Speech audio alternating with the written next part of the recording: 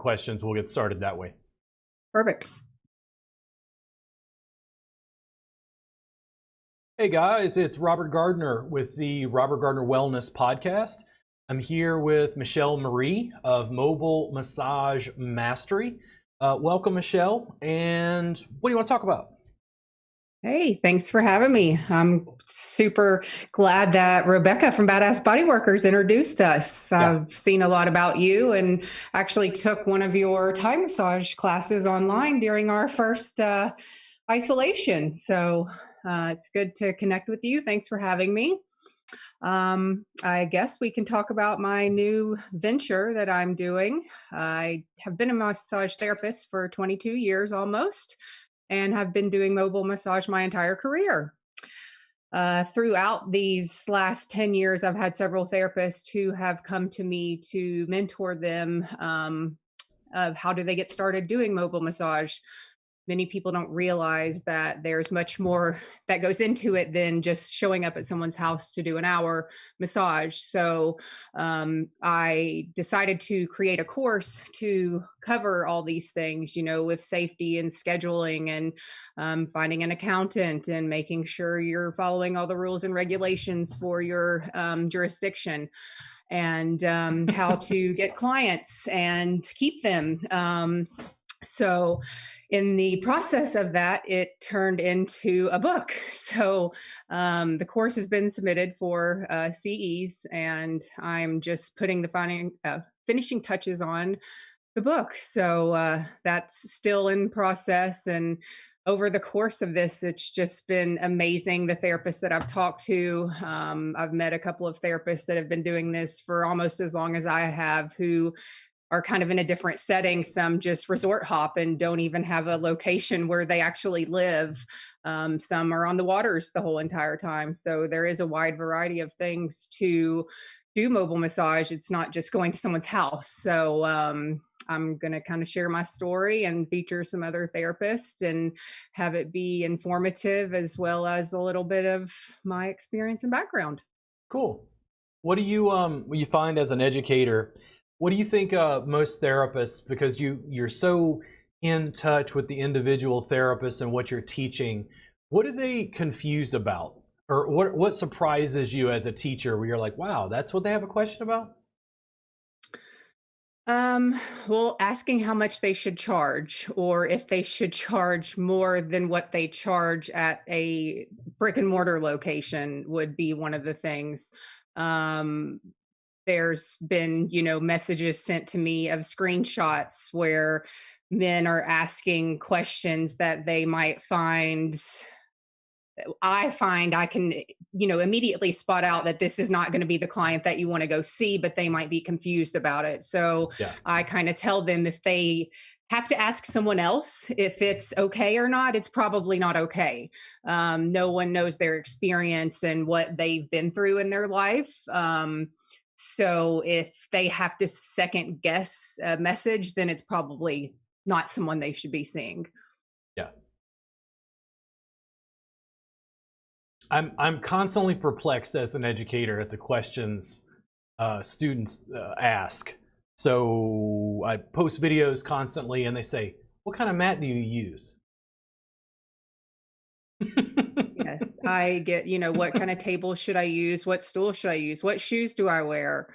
You know, is this professional looking picture okay? And then they'll show a picture that has their hair down and makeup and cleavage showing. And do I need a separate professional and business website, or, you know, social media? Which, Yeah. yes, absolutely, because Johnny that's calling you for a massage doesn't need to see you in a bikini on the beach drinking. So it definitely needs to be separate. And that's kind of why I'm here, to help them learn and do things the right way so they don't encounter a lot of, you know, creeps along the road.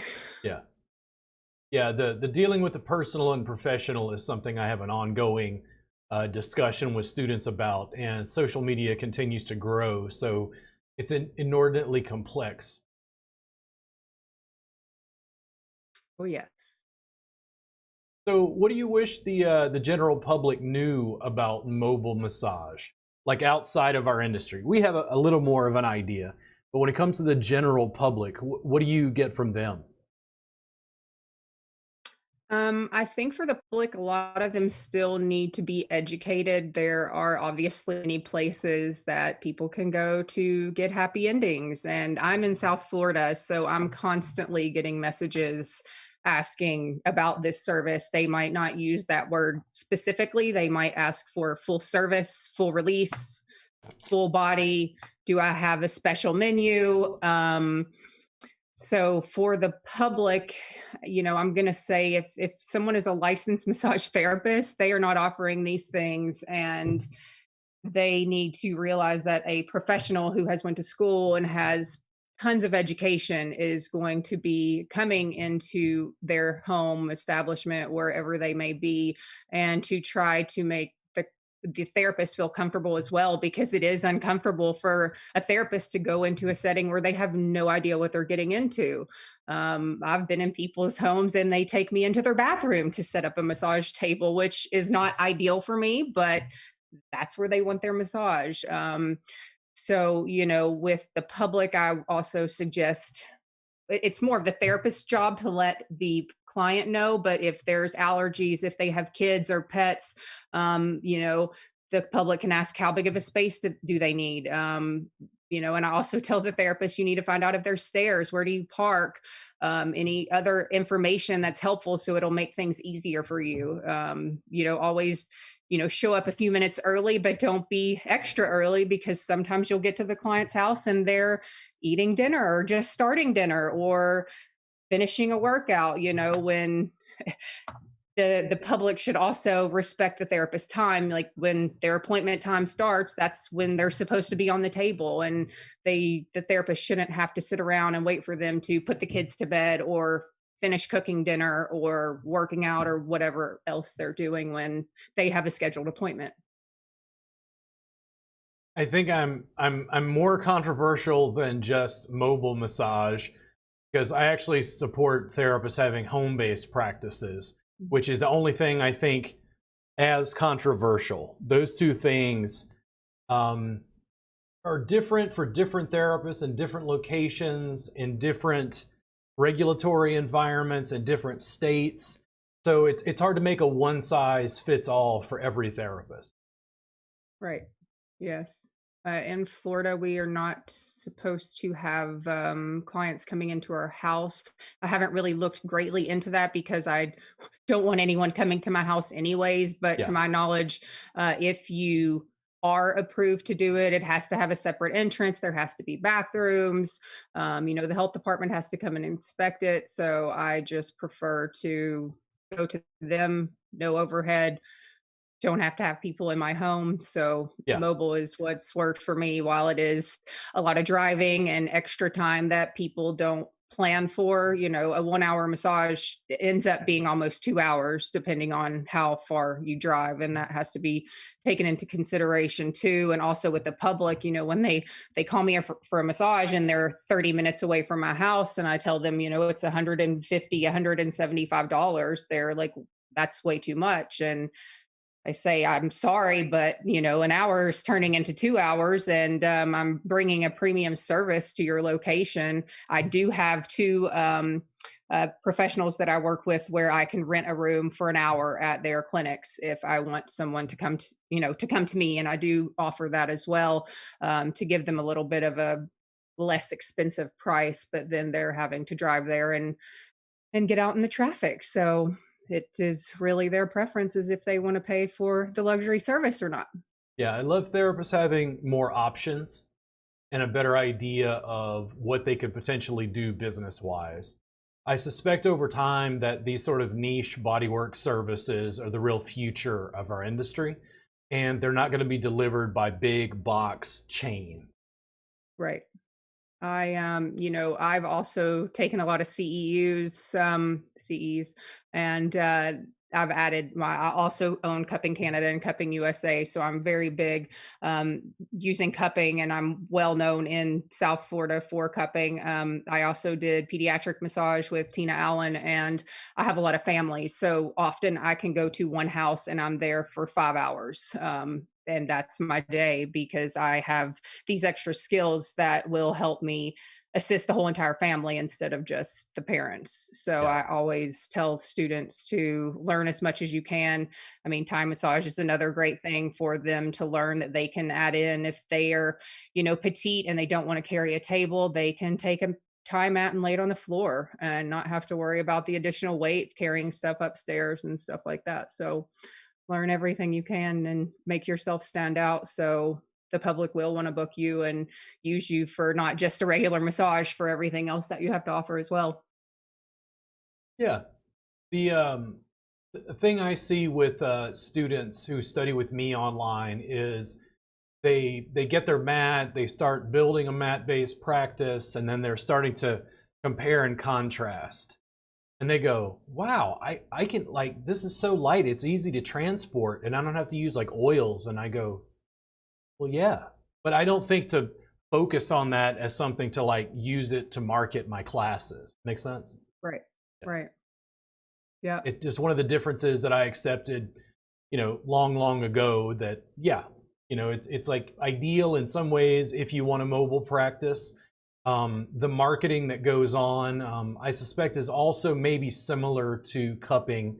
It's slightly a different enough service that, like, do you just tack it on to the main massage, or is it its own service option? I would have it be its own service option. I mean, when I do actually take a whole entire class from you, I would have it be a service on its own. But I would also, say that they could add in some Thai massage stretching to their appointment if they wanted to.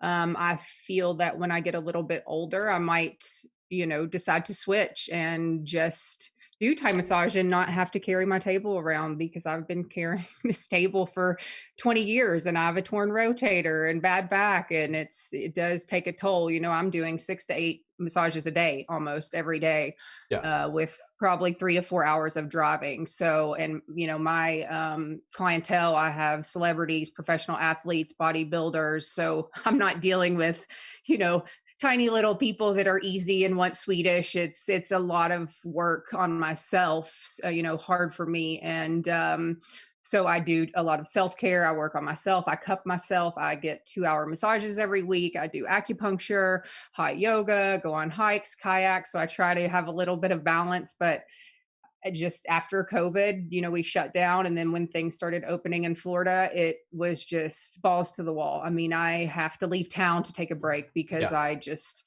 I feel bad telling people no. If I have a day off and I'm home, someone will call and say, "Hey, there's 4 of us. Can you come massage us?" Well, I'm not going to turn down the money. I'm going to go work. So yeah. I was finding myself driving to the west coast of Florida to take 3 days off. And now I'm in Winnipeg for 2 months. So, I'm lucky that I have been very profitable in my business and able to take 2 months off. So, now coming here, I'm like, what am I going to do for 2 months? So I finally started compiling all my notes from, mentoring the therapist and decided to get the course done and then adding more notes. And I'm like, holy crap, this is going to be a book. So still keeping myself busy while I'm supposed to be on vacation. But Yeah. I guess Your that's your how it goes practice in when some ways sounds similar to mine. I just took down my online scheduler for clients because I'm dealing with so much stuff related to education at this point that I'm like, I can't. I'm juggling and I'm getting good at 3 balls, 4 balls, 5 balls, six, but I'm like, nah. I have to figure out how to manage this, and just have an open schedule where clients could just schedule whenever they wanted was like, no, I gotta minimize clients and start focusing more on education. Yeah, the scheduling is a big thing too that I discuss because I'm old school, so I still use the calendar in my phone and a calendar book. I don't use a scheduling system.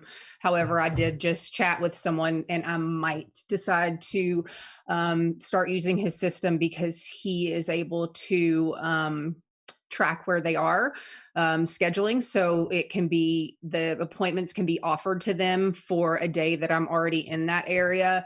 The reason that I've never done a scheduling system is because I service, 60 miles north and south, and then 20 miles going out west. And, I'll constantly have someone say, "Hey, can you come to Miami?" "Sure, I'm in Miami." And then someone will say, "Hey, can you come to me this day in West Palm?" And it's over an hour apart. So for me to be in Miami and then turn around and drive to West Palm and then the next person is back in Miami, I like to be in control of it and make things convenient for me. So that's kind of why I've just stuck to my old school ways, and I'm not a big fan of change. So we'll see. No But one is. I'm No one is.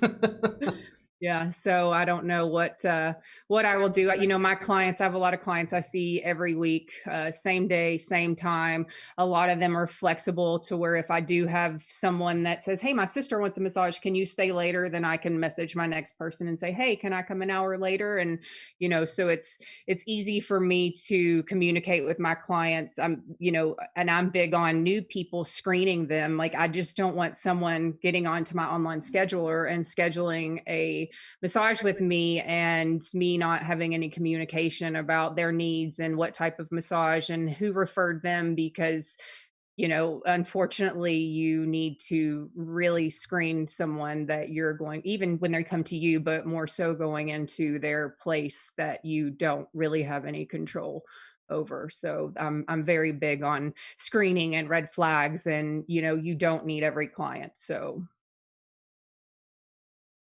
Yeah, there's so many pieces. What I hear a lot of is I talk to educators, see what they're delivering in the massage community, and 9 times out of 10, even though the techniques they're delivering are great for pain relief or mobility or a different modality, whatever it is, I always feel like 80% of what we're actually doing is trying to get the students to work on their business, yes. not just the techniques. Exactly. And that's a big thing in the group.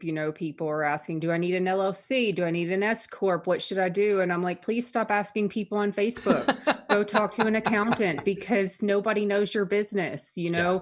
I just about a year ago contacted a financial advisor because I have money coming in from Cupping Canada and from my clients, and it's just like, I need help. What do I do? Like, while I have an S corp, I still just need things funneled the way I guess they should be. So my financial advisor has been great for me, and I suggest everyone write down a budget and see what you need to live. You can't just start undercutting people, charging $50 or $60 to try to get all your clients in, because when you do that and you take away the expenses and your time, sometimes you might be making $15 to $20 for that 2 hours, hour, when it's an hour of driving and an hour of doing the massage, and then you have to minus your expenses. So it's just not like, "Hey, let me come over to massage you," so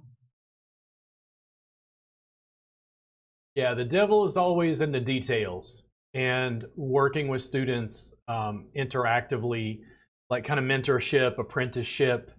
It's amazing to me that I can teach them techniques and they love that. But then we have conversations about social media or, websites. Do I need a WordPress? Do I need a blog? And when we get to that point, it's like they start to go to sleep. oh yeah. I don't like that social media stuff. And I'm like, you don't like digital word of mouth that scales globally? That allows you to get clients almost effortlessly in an automated way? Well, it's funny because for our cupping business, we don't spend any money on marketing or advertising. It's all me doing the social media. I'm in a ton of groups.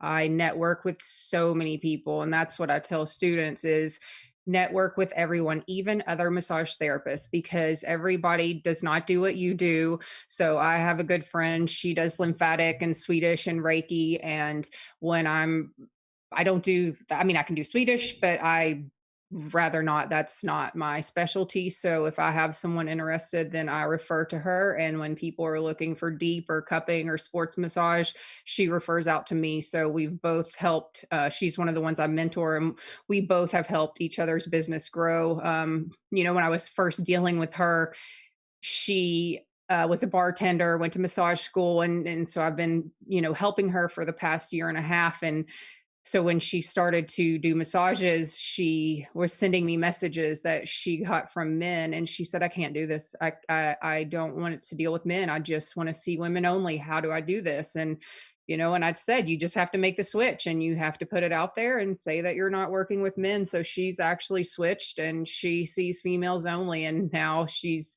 got a 5-star rated practice, and she's doing so well. So, for me, I don't really say that I have a niche. I'll massage anyone from, my youngest client is 3 years old and my oldest is 90. While people know what I specialize in, I'll massage anyone because I feel that I can help them. And if I can't, then I will refer out. So I tell people to network with personal trainers. They are my number one source of referrals. I have about 4 that I work with, and I've massaged them, I train with them, and they refer all their clients to me. Yoga instructors, I work with the yoga studio, and they'll do, a client or member appreciation day, and I go in and do massages. They pay me to be there, and then the customers tip me. And then the first time I did this, I booked 5 out of the 10 ladies to have a massage in their home. I leave my cards at the front desk. I used to, now I'm so busy, I don't have to do this stuff anymore. But in the beginning, I was going to health fairs and farmers markets. And even when I was traveling, if I saw someone like limping and had a cast on or whatever, I used to work for a company that made topical pain relievers. So I would just approach them and say, "Hey, I see that you have an injured arm, and here's a sample of a topical pain reliever, and here's my card. If you're ever in Florida," I just am very outgoing and try to get myself out there in front of people and talk to them, because a lot of people think you can just sit behind the screen and do everything and run Google ads and run Facebook. And while that stuff is helpful, it is better to get out there and have your face in the public. Yeah, the business side of marketing and advertising in our industry is inordinately complex, and it also relies on the emotional and psychological strengths of the therapist.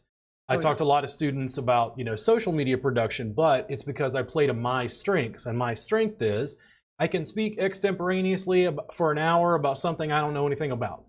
And I'm not afraid of people's judgment, or they say I look Right. fat or got a mole on my face or whatever. I'm like, I just kept making video, and clients just kept rolling in, and everything just kept growing. So I pushed that button, but it's not the only one. So a colleague of mine, wanted to go set up at a farmer's market, and I openly encouraged that. But it's a very different kind of marketing. I think that the digital side, in my experience, it stacks on top. It's not like I don't do in-person connection, shake hands, rub elbows, networking, but we're also engaging in a digital level networking, just like we are with this podcast. It sort of connects my business with yours. My Oh yeah. fans are yours, and we're sort Yeah. of trading off ideas. Oh yeah.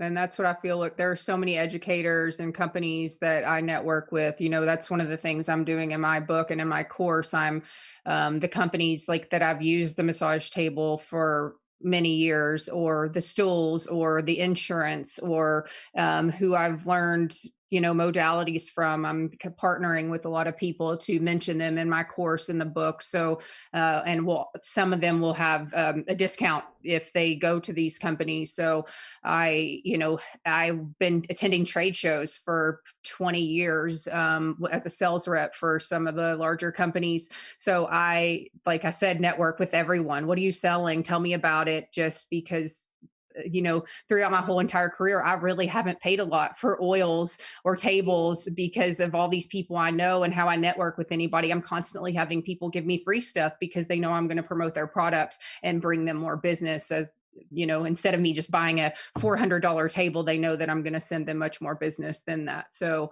conferences, I think, are a good way, not necessarily to get clients, but to help your business on the back end, how to learn to do social media, how to pick up extra modalities, and to make friends and with people that manufacture stuff and know what products are the best and what to use.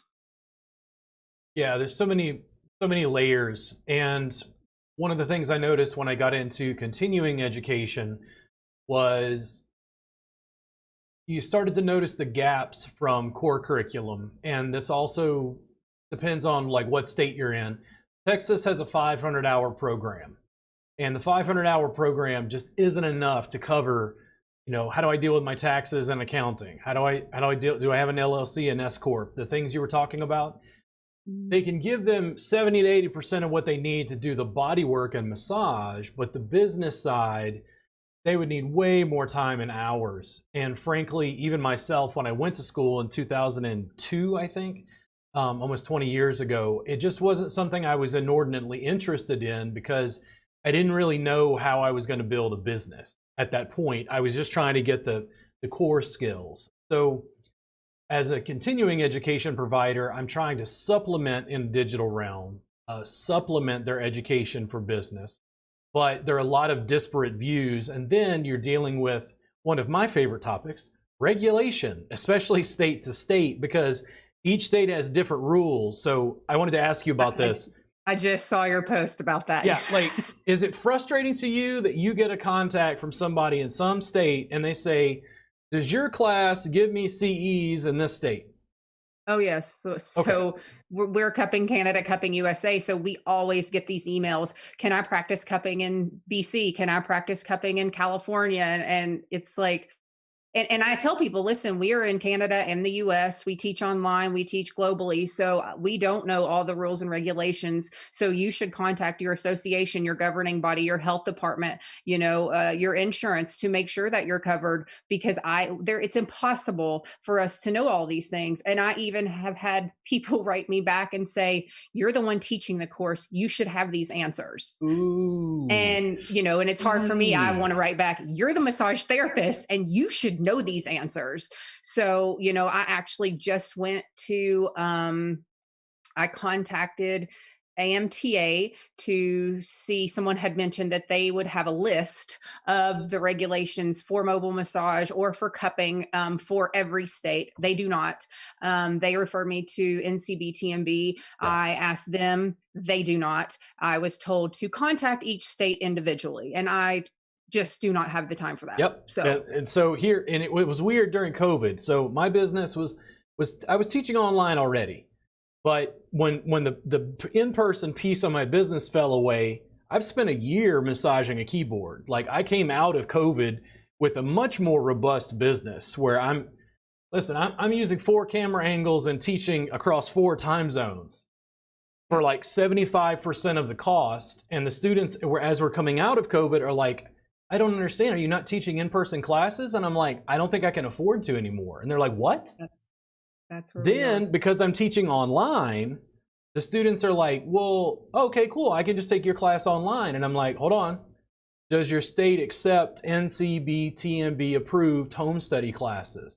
And they're like, well, I'm in Texas. And I'm like, no, Texas specifically does not allow you to study with me online. And they're like, aw. And I go, it has nothing to do with me. Like, the courses are NCBTMB approved for home study CEs. I have that set up. I can teach you for 75% less, but I can't do anything about the state's regulations. Now, what happened during COVID was a lot of states, they waived the in-person portion of the requirements. So they were hitting me up, like trying to get CEs. And I'm like, listen, I don't know. I don't know what the law is. I don't know who changed what. And Texas therapists are like, well, is Texas going to, repeal that piece? And I go, I don't know. That has nothing to do with me or my business. Yep. I get the same stuff, and that's just it. It's unfortunate because I feel like while I know every state is different, there should be some type of equalness somewhere.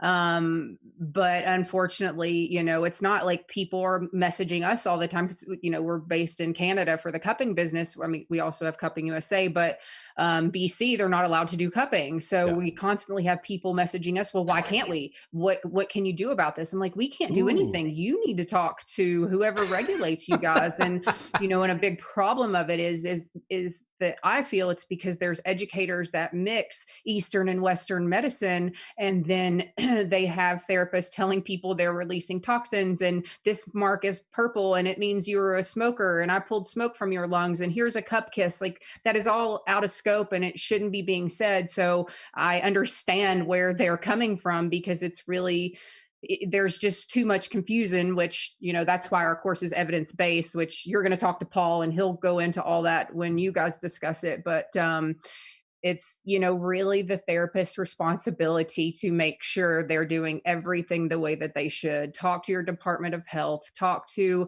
your insurance company, talk to an accountant. If you have the money, get a financial advisor, make a budget, make sure you're charging what you should be to cover your bills. You might think, oh, I'm going to go do massage, I'm only being paid $15 an hour at Massage Envy. I'm going to go start massaging people for $40 and I'm going to make all that income. Well, no, you're not. And you probably won't survive. So you need to do a lot of research to make sure that it's the right thing for you to do. Yeah. There's so many layers, and I'm very good at saying this, but it is not the answer that the students want. I get yoga teachers, Pilates instructors, cuddle therapists. People contact me from, and it's not just the US. Like, I'm getting people who are contacting me from places in Europe and, whatever. And I'm like, dude, I teach up via this camera. Right. Nearly globally. Like, I don't know what the rules are in the Democratic Republic of the Congo, where hopefully they're studying online via their phone. Like, I don't know. Right. And with American therapists, I always say, listen, I am not legal counsel. If you have deeper questions, you should probably contact a lawyer. And they're like, oh. I go, listen, I have a lawyer, and my lawyer charges like $400 an hour. So here's what the conversations sound like. I want to do this. And he's like, you can't do that. It's illegal, but you could do this. Because I'm not having a long-winded conversation. My lawyer sat me down and was like, Robert, listen, you're an entrepreneur. You are looking for the angle. He's like, I know you have high ethics and integrity, but you're looking for the angle. My job is to keep you out of prison. Right. Oh, yeah. Yeah. We have so many different types of people, like you said, that will message us, can we take your course? Can we take your course? I'm like, we require a basic anatomy and physiology course. You can take the course if you have that, but are you allowed to use it in your practice legally and not get in trouble? I have no idea, because I don't know what the rules are in your jurisdiction. So we had one woman who, she was an engineer. She was Indian. She wanted to learn cupping. She just wanted to know about it. So she went and took an anatomy and physiology course just so she could come into the course to learn cupping for her own knowledge. Not that she was going to be using it on anyone. But, we're very clear at letting people know, we've had, personal trainers or people even that are manual therapists that they couldn't pass the test or whatever it may be. And they decide to call them something different so they can do massage in a sneaky way and not call it massage. So, everyone's always trying to work their way around regulations and rules, and it's just, if you get caught, then you're screwed. So I always tell people to research and do things the proper way. Well, when they started asking me, like, well, you're teaching online, and I'm like, yeah, what you don't understand is, like, once I'm fully on the internet, there's not a lot of rules. Like, the NCB TMB says I got to do certain stuff and fulfill certain requirements, but after that, like, guys, I could just turn on my camera every day and stream to YouTube globally. Yeah. There's no control over where that information goes or who uses it, and I'm not held liable for it. Yeah. Yeah. So, what else do you see in your curriculum that maybe surprises you, that students have questions about? Or I guess maybe from the time you started teaching, that you've learned now students have questions about these specific things. Anything that puzzles you? I mean, A lot of the questions puzzle me. I actually when we were discussing the shoe conversation, I'm in Florida. I wear flip flops. I hate shoes. So I'm always in flip flops. Half the time, my shoes are off when I go into someone's house because they require shoes off. In Canada, everyone takes their shoes off when they go into a business, especially, well, obviously not a grocery store or something like that, but in the winter season when there's always snow, you go into someone's Ah, home, you go into a massage clinic, you're taking your shoes off. So I am kind of in that routine. I have people take shoes off in my home. Someone actually told me, I think it was in Washington, maybe, but I could be wrong, that they have to keep their shoes on because they're a medical professional. Um, well, what do you do in the situation where you go into someone's house and they don't want you to have shoes on?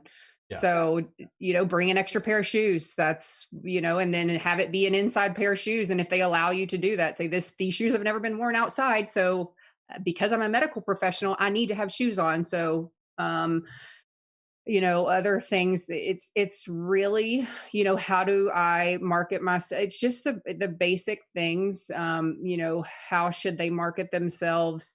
What should they charge? I mean, that one still, it surprises me that there's so many people that don't understand their worth or what they should be charging, or it's very easy to look up other independent therapists that do mobile massage in your area and see what they're charging. You should at least be charging what they're charging, and then if you have more knowledge, years of experience, extra modalities, then charge more. You can charge more if you want to anyways, because now you're providing a luxury service, and there's so much more that goes into it. You're not working for someone who says, do a massage, here's your check. You have to do all this on your own. And a lot of it too is, making sure that you are covered for insurance, and, that because I still have people say, do they need to have insurance because they're not having at a location anymore. So it's just a lot. And, I don't know how these people have been trained, what school they went to. Yeah. Like you said, your program was 500 hours. So was mine. I went to school in Kentucky. We didn't learn anything about business, Yeah. so I even didn't do massage for the first 2 years that I was out of massage school because I was just kind of overwhelmed. They let me use a room in the school because I was the first student to graduate, so I used a room there for free.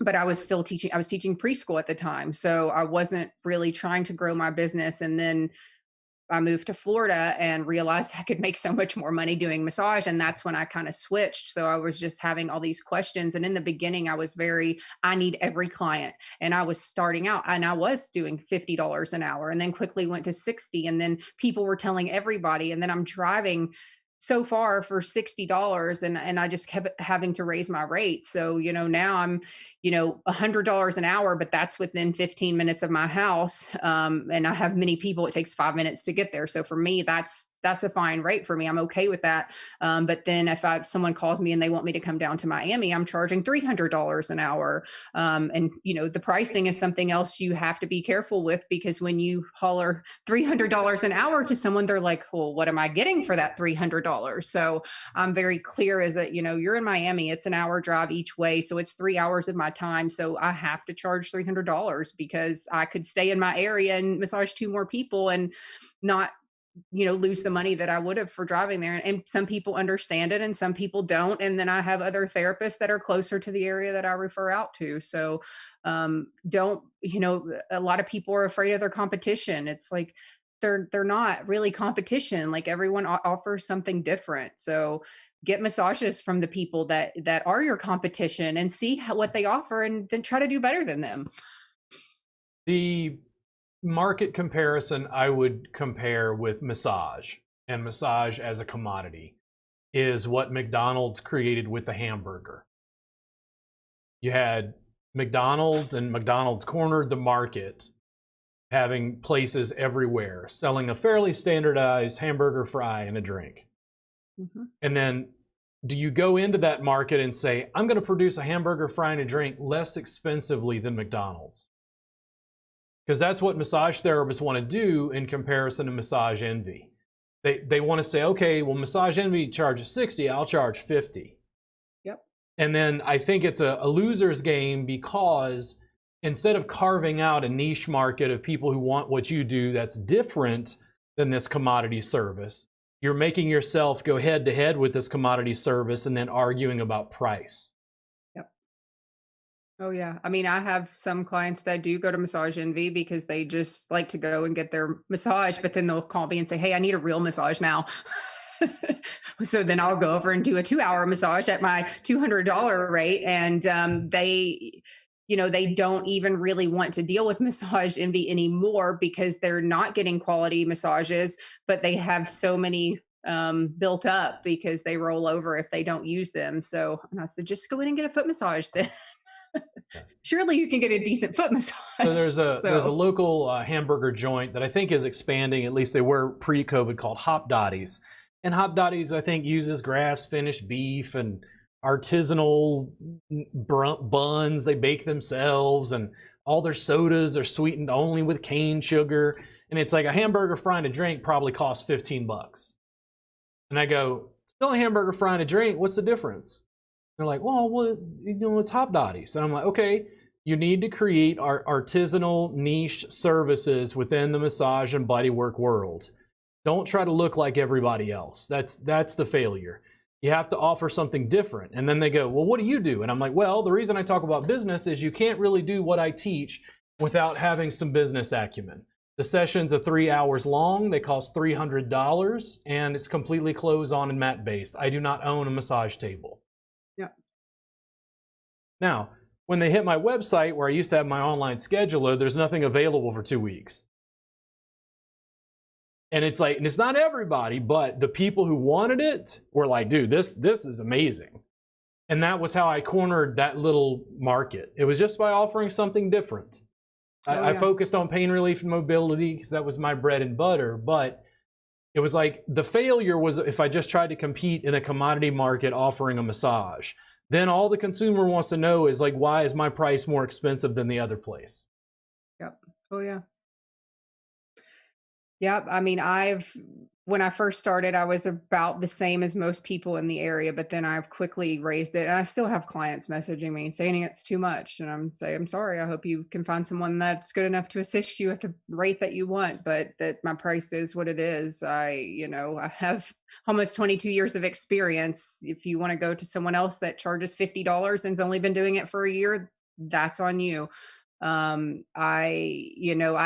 mean, if you want to say I have a niche, it would be more, with the athletes. And that's why I've kind of started networking people that are in that industry. And because it's all word of mouth, they all talk to people. One of them goes somewhere and they have a cup mark, and where did you get that from? I mean, cupping has got me so many clients because I have these fancy star cups and I put stars all over people. And then, people who didn't want a circle, they're okay with the star. And then someone's going to say, what is that? And then so that's in turn how a lot of clients will come back to me. But how you're booked out weeks in advance, I am almost sometimes a month out. Like I don't have anything available until probably August 1st now. So when new people call me, it's like, yeah, I charge this much money and I can get you in this. And then I've literally had people laugh at me like, LOL. I'm like, what's so funny about my success? If you want an appointment, you need to schedule it just like any other healthcare provider that you would go to, which is a big thing that I also tell students about is there are so many people that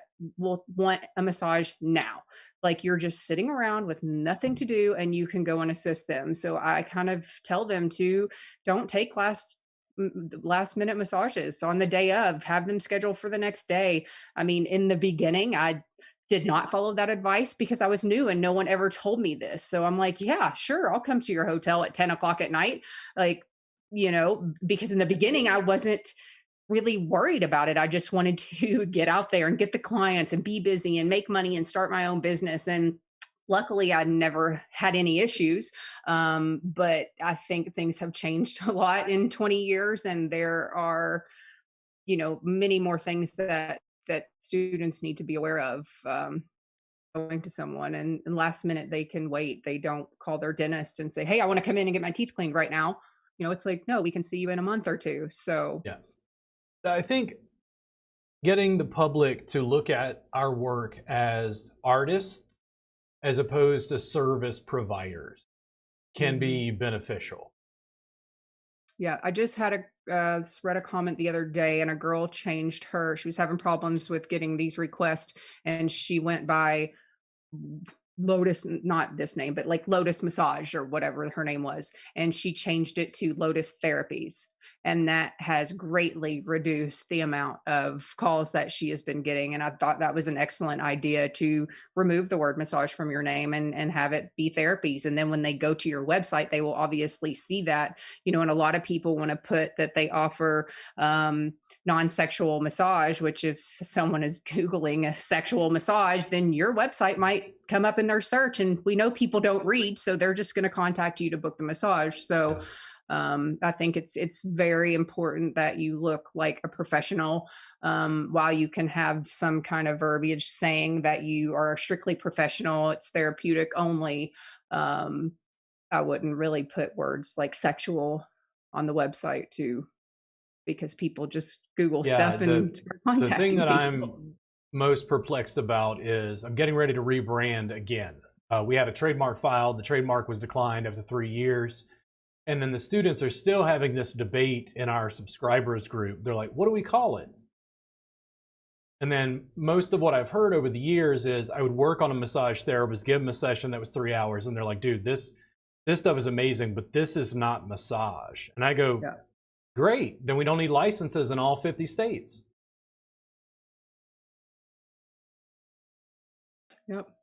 Like the name is only as valuable as its recognition or perceived value. Yeah. Yeah, I think, my business name is Michelle's Massage to Go, and I will say that I do get at least 3 to 4 messages every day for someone wanting a massage right now. Or I'll get, "Hey, sweetie. Hi.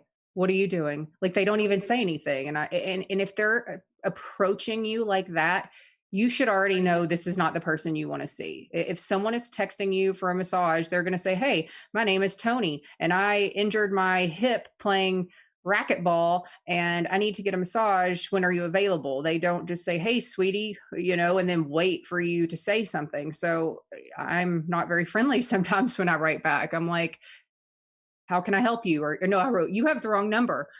"Oh, you don't do massage?" I said, "Yes, I do, but I'm not your sweetie." So, I just, unfortunately, there are people, maybe even therapists, that shouldn't be, that are doing these things for these people, so they don't necessarily understand that they shouldn't be asking for it because they're getting it elsewhere. But they should understand that there are professionals, and it's insulting to be asked that. So I would wish the public would educate themselves a little bit more on a professional massage versus someone who has not went to school and just doing body rubs.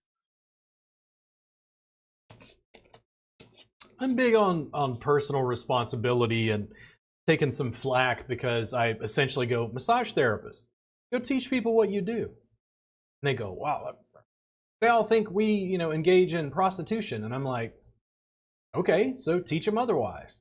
They're like, Yeah. oh, but that's a lot of work. And I go, yeah, welcome to America and the American dream and having a business. It's a lot Yeah. of work. Oh yeah. Yeah. Never ending.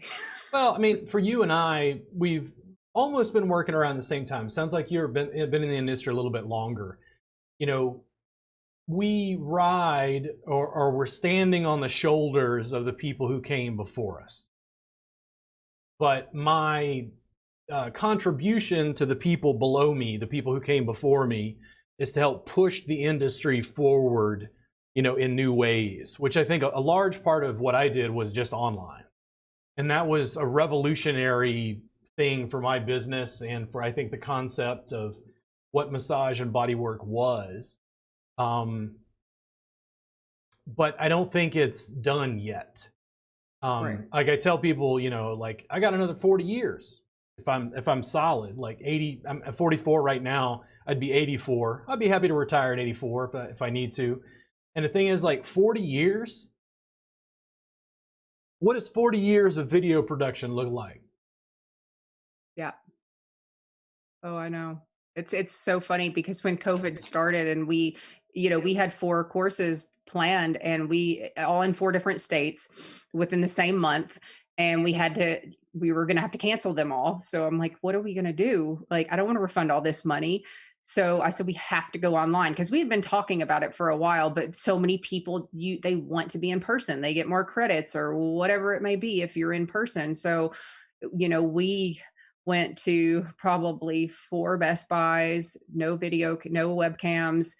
Finally, one of them was like, "Oh, there's one here, but it's 50 miles away." I said, "Call them. I'm paying for it, and we're driving to pick it up." So we had to quickly just switch our business, and we tore up my gym room and turned it into a studio. And the videos that we first did were with our phones, because we didn't have all the equipment. And then, like, I'm looking at some of them a couple of months ago. I'm like, we have to redo these. Like, this is not good. So we've spent thousands of dollars now on a camera, because we've been doing courses for over a year now online, and having no expenses, as to use a meeting space or to fly there or to pay Yep. food and all that. So um luckily for us, we had all this extra income to upgrade all the equipment. I mean, I have lights here and lights there and a fancy mic, and and now our camera. So it's definitely evolved with just in a year of doing the video production stuff. And it's going to get better, I think. We're actually going to start doing our cupping course fully online, because we do everything live right now. So that way, because there are still some associations or states or provinces that are allowing more or hands-on credits, because we run it live the whole time. Yeah. Yeah. The biggest like conflict I see is my home state. It's like I'm gonna have to take in-person classes and raise the fee for the in-person class. And then I can lower the fee for the online stuff, but they can't get CE credit in Texas. Yeah. Well, I see you do a lot of destination stuff, and that's what we've been talking about too, is just pick a destination, charge more money, include some a yoga class or lunch, or just make it more exciting, that there's, more extracurricular stuff to do besides just the course itself. To be able to have a student want to go, to be able to learn and then do other fun things, as opposed to just sitting online and, you know, learning online and not getting all the credits they deserve, when they could be in person and get what they should be getting. And I really feel like, there's a lot of people that say, oh, you can't learn the same way online. I don't believe that. Like, we have people, they can have a partner, they set the tables up, we watch them, we view them. So it is very much so like being in a room. And we've had so many tell us that they prefer it better, because they get more one-on-one with the instructor. If instructors walking around a room with 40 students and someone in the front asks a question, the person in the back is not hearing the conversation. We're online, you're hearing everything, and you can text in the chat. So I feel like it's more personal, doing a class online. So The critique I had as I explored it, I was having some of that same, realizations that you were having. Was some local facilities or schools would take like 50%. So instead of teaching 12 students, you got to teach 24 to make the same amount of money. mm-hmm. And then they want hands-on, so you wind up getting less hands-on time or less attention from the instructor, which didn't really work for me. But it was like you feel kind of caught.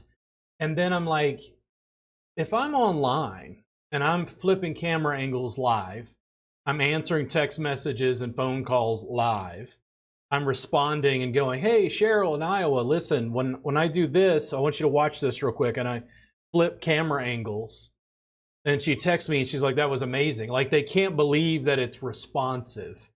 Oh, yeah. And I'm like, this 24 or 24 people in a class, and they're like, well, I like hands-on. And it's like, it is hands-on. We call it a CE party, and you're getting together with your colleagues and working interactively. And they're like, what? And I'm like, listen, one person pays $100. You can have 20 therapists in your studio all working on each other. I don't care. And they're like, well, do they get CE credit? And I'm like, if they pay, because I have to do paperwork and logistics. And it's sort of flipping, models, because I think, this is my opinion, if you look at my online classes, I've been teaching for a long time, well over 10 years. I think my online classes are better than the in-person classes for a multitude of reasons. The only thing that it dampens it a little bit is I can't be there hands-on in person to let you feel pressure from me. That's the Right. only downside. Everything else, Yeah. it's repeatable, less expensive, more cooperative. And also I'm working with the students interactively in an ongoing way, Oh like yeah. having sort of, online apprenticeships and mentorships. Oh yeah. Yeah, that's kind of where we're at. We, used to do probably 30 courses in person and go to conferences every year, and we might do 10 in person this year. Maybe 10, and they're more going to be destination places just because. And even with, the mobile massage mastery course that I'm doing, I'm going to start that and having it be online because I don't, it's not hands on. It's more of a business class, how to get involved in doing mobile massage, and making sure that you do everything the right way. So I don't have to be there to put my hands on you or anything like that. So will I ever teach this course in person? Maybe, but it might be something where we have our cupping course and or do the mobile massage course on a Friday night and then have the other cupping course all weekend or something to that fact. But it just doesn't make sense for me to go teach a 4-hour course for a day and have all those expenses, and then I could have done the same thing online, Yeah. so And that's the weird thing about in person, because I'm going to have to raise fees to be able to give them the detailed in-person attention they want. yeah. And because I can't I can't multiply me. Like there's Right. only one. I can Yeah. only be in one space at one time. Yes. Yeah. So when you look at online education, this is really interesting to me. Um, what do you think between like hands-on, in-person, and online? Like, what is the percentages of your business you think in years to come? Is it going to weight more heavily towards online than in like very limited number of in-person engagements? You know, I really don't know what to think about that. With me, I'm like, so we have other courses that we're in the process of creating for the cupping business and then this mobile massage business. And then eventually we're going to have a whole CE business because I feel like online is the future. But there are still going to be those people and that you have to have a course, the hands-on courses. So I feel like that's going to be required. But I do feel like that online is going to be where it is. With us, I mean, we've had people in Fiji and Amsterdam and Hawaii and Netherlands. There's just people from all over the world that have taken our course. And, we have had people from the Netherlands that actually flew to Toronto to take our course. So we do get people, internationally that come, but I feel like you reach a wider audience. And uh, with COVID, I think a lot of people are still scared and they don't want to leave their house and they don't want to go into a classroom with a whole bunch of people. And, I've been dealing with some venues and talking with what their requirements are going to be when they do start offering. And there are some that say, you're not allowed to wear a mask. We don't believe in that. We have air filters. And, to me, that can create a problem because what if there is someone that wants to wear a mask? What if the instructor wants to wear a mask because they're comfortable in that setting? So I don't feel like there should be like rules regarding around. I mean, if it's required to wear a mask, then yes, that's what you require. And if someone doesn't want to take the class because of it, that's their point. But to tell someone they can't wear a mask or the instructor shouldn't wear a mask or the instructor can't require people, that I don't think that's that should happen. So I think it's going to depend on, you'll find probably a lot of people saying how many people are going to be in the class.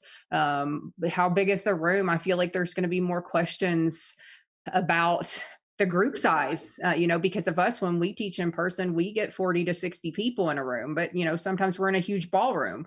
So for us, like that's what we're used to. And when we did our first in-person course last year, it was in July, we could only have 10 people.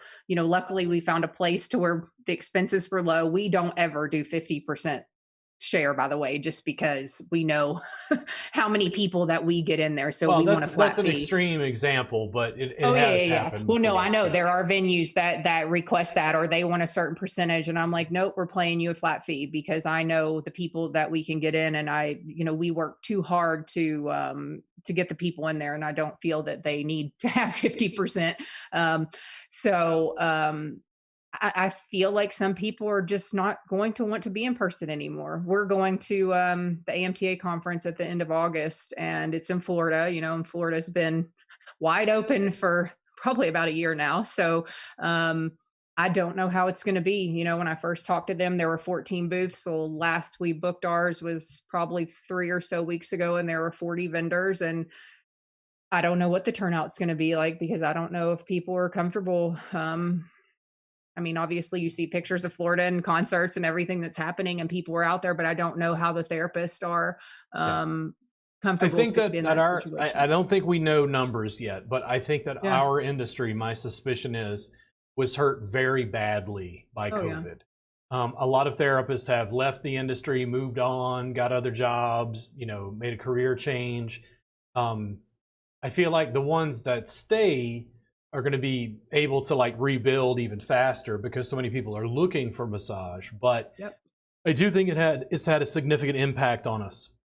Oh, yeah, for sure. I mean, that same like, I have a lot of clients who still have not started getting massages again, and these are people I was seeing every day, whether they're high risk or have a parent or grandparent that's high risk. But then I have had so many people come to me, referrals, that used to go somewhere and they don't want to go anywhere anymore, or they were seeing another therapist and they don't approve of how they were disinfecting or whatever it would be. So I have had an increase of inquiries from people that don't want to go anywhere anymore. They'd rather have someone come to them. So I kind of think that CEs might be along that same road. Yeah, there are significant advantages. It's going to take time. I mean, I'll always be committed to working in person and teaching in person to some degree, but how that manifests has changed more rapidly in the last year than it has the entire time I've been teaching, for sure. Yeah. Oh yeah. So we're going to go ahead and wind it up. Is there anything that you think people should know about mobile massage? If you want to check it out, my website is up here. My social media pages are down here. I do have a Facebook group, Mobile Massage Mastery. There is almost 1,500 people in the group, and it's only been going for about 3 weeks now. There is tons of great content, lots of good communication. Don't be afraid to ask questions. I didn't put any rules. I do make sure everyone is a therapist, but it drives me crazy when I go to join a group and there's a list of rules and you got to answer all these questions.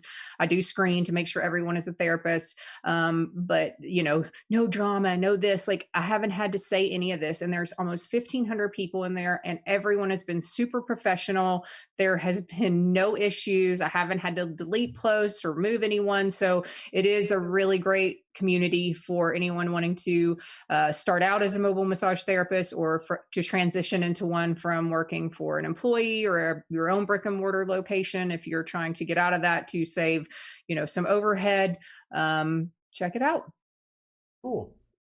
So again, they can contact you at your website, mobilemassagemmastery.com. And then is it primarily on Facebook and Instagram you want them to follow you? Yeah. Yep. Cool. All right. Well, listen, guys, thank you so much for the podcast. It's been a pleasure chatting with you, Michelle. I really, really appreciate you coming on to the podcast. And if I can do anything for you in the future, feel free to reach out to me. If you'll wait here just a second, right after I end the live feed, I can chat with you before you leave. Perfect. But Thanks for thank you having me. guys for tuning in, and I'll see you again very, very soon.